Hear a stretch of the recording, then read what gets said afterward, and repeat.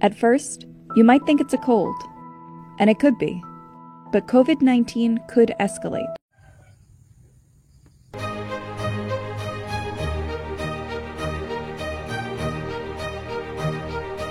Assalamualaikum warahmatullahi wabarakatuh. Perkenalkanlah saya Kak Dwi Ana Astuti Kingginarti untuk memaparkan modul 1.1 tentang aksi nyata berikut ini.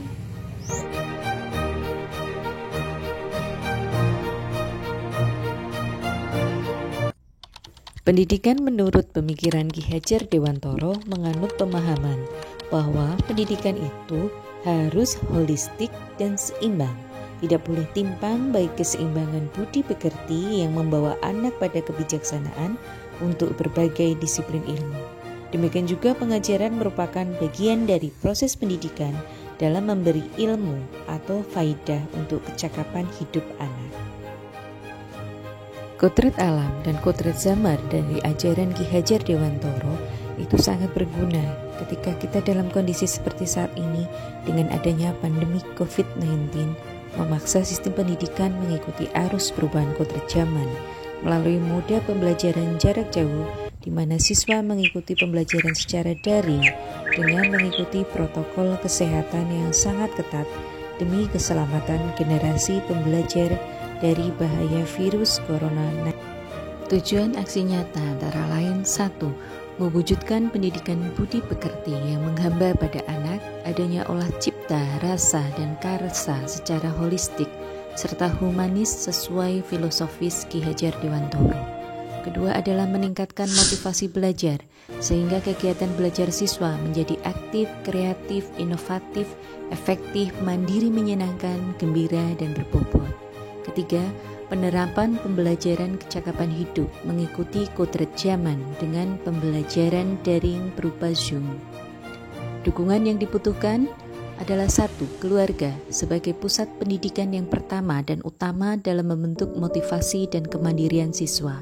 2. Sekolah sebagai tempat mengembangkan berbagai potensi yang dimiliki siswa dengan program yang terstruktur dan sistematis. 3. Masyarakat sebagai tempat eksplorasi dan eksistensi kemandirian dengan potensi kemandirian yang dimilikinya mengkondisikan lingkungan yang kondusif untuk kemandirian siswa.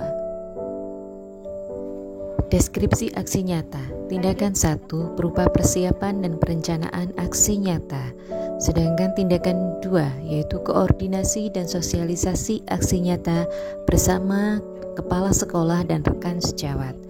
Tindakan ketiga yaitu pelaksanaan aksi nyata yaitu berupa kegiatan pembelajaran dalam berupa pembelajaran daring berupa Zoom.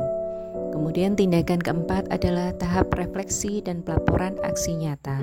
Di sini dibahas tentang faktor pendukung dan faktor penghambat. Hasil aksi nyata berubah sebesar 80% sampai 100% siswa dapat mengikuti proses pembelajaran dengan baik. Kemudian anak-anak termotivasi untuk mengikuti pembelajaran. Ketiga adalah umpan balik yang positif dari siswa ataupun orang tua melalui testimoni. Pembelajaran yang didapatkan adalah 1. Pembelajaran daring Zoom terbukti meningkatkan motivasi belajar siswa. Kedua, penerapan pemikiran KHD menghamba kepada anak dapat diterapkan pada pembelajaran melalui Zoom. Ketiga, kodrat alam dan kodrat zaman dapat berjalan beriringan dalam pembelajaran ini.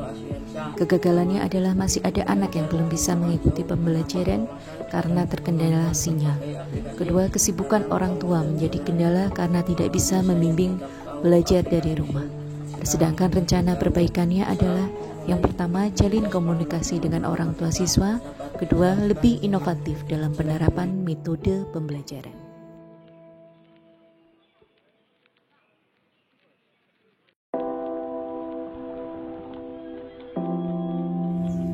Sekian presentasi dari saya, semoga bermanfaat.